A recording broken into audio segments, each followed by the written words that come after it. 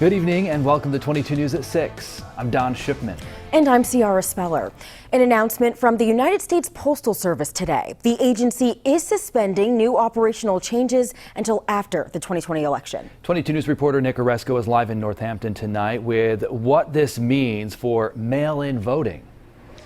Guys, the Postal Service announcing today that they will stop removing mail machines and mail sorting machines as well as mailboxes from all the post offices as an outcry from Congress and lawmakers make them decide that today. Postmaster General Louis DeJoy said he will suspend changes to the United States Postal Service that have prompted concern about mail delays until after the November election.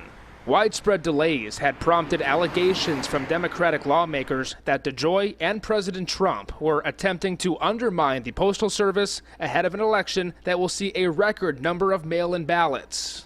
This is wrong and it is outrageous, and I believe that the people need to speak up.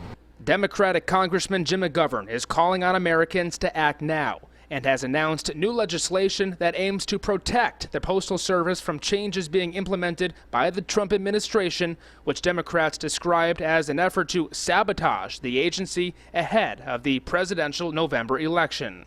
The president and his Postmaster General, Mr. DeJoy, trying to dismantle things, trying to slow down the mail, it's unforgivable. I think it's criminal.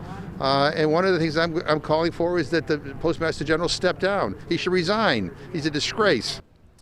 Even as President Donald Trump rallies against widespread mail-in voting this election, the U.S. Postal Service is bracing for unprecedented mail-in ballots because of the ongoing coronavirus pandemic.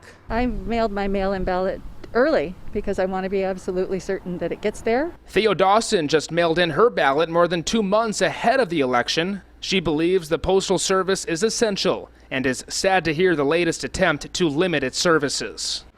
In my lifetime, I've never witnessed or thought that I would ever witness anything like what's going on in the United States today. It's devastating.